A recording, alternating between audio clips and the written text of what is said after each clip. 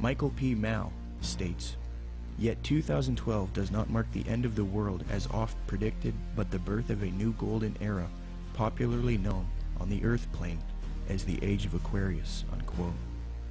Dr. C. L. Pepler explains the New Age view that 2012 is the start of the Age of Aquarius. Quote, "They believe the next age will start around AD 2012 and will be the Age of Aquarius.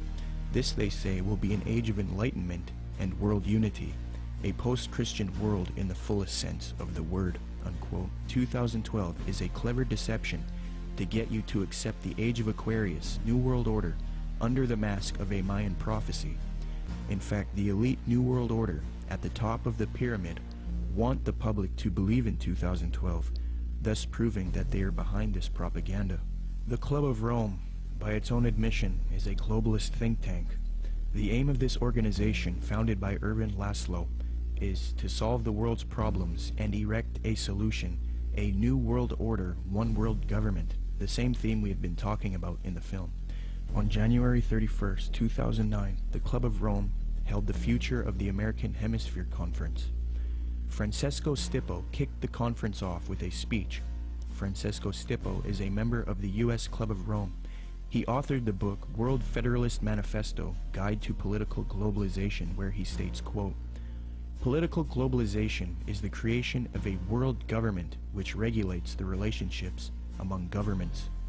Well, founder of the Club of Rome, Ervin Laszlo, along with popular New Age author and student of Jiddu Krishnamurti, Deepak Chopra, along with globalist Mikhail Gorbachev, have all authored a book together entitled World Shift 2012. This book advocates the 2012 theories extensively, so it appears that the elite have vested interest in this 2012 hysteria, and they want the public to accept it. Ervin Laszlo's Club of Rome founded another spin-off organization called the Club of Budapest. Now, it is this elite organization, the Club of Budapest, which is promoting 2012 and the New Age ascension beliefs to the public.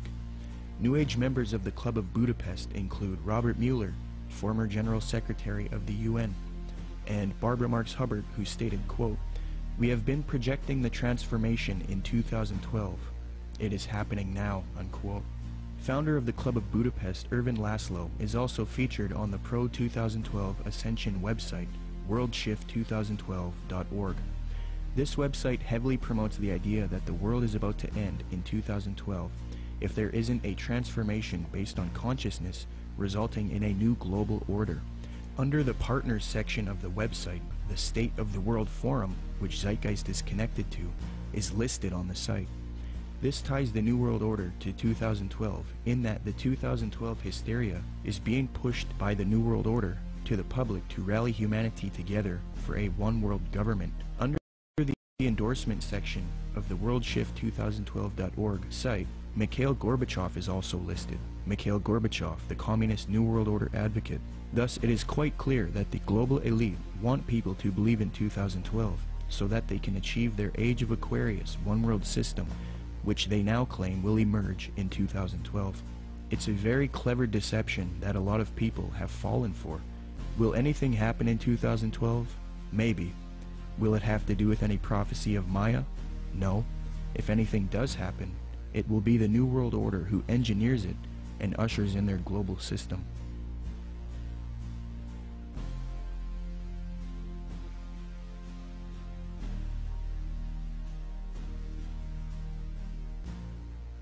The reason the Christian anti-New World Order researchers have been silenced and replaced with New Age advocates is because the New World Order occultists and New Age advocates hate biblical Christianity.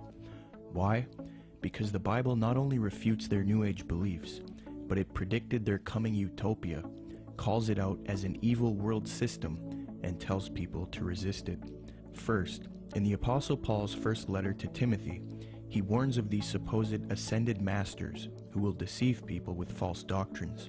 Quote, "The Spirit clearly says that in later times some will abandon the faith and follow deceiving spirits and things taught by demons. Such teachings come through hypocritical liars whose consciences have been seared as with a hot iron."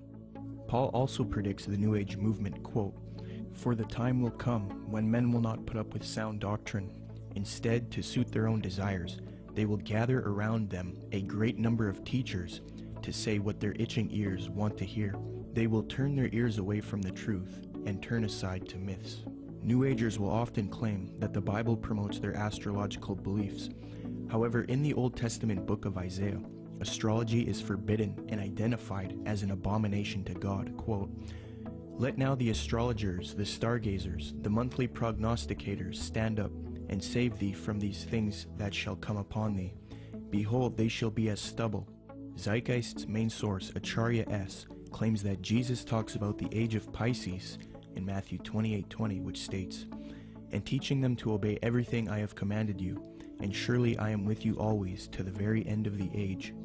However, although the zodiac was around in 1st century Palestine, the age concept was not around yet, so the biblical writers could not have been referencing the astrological age.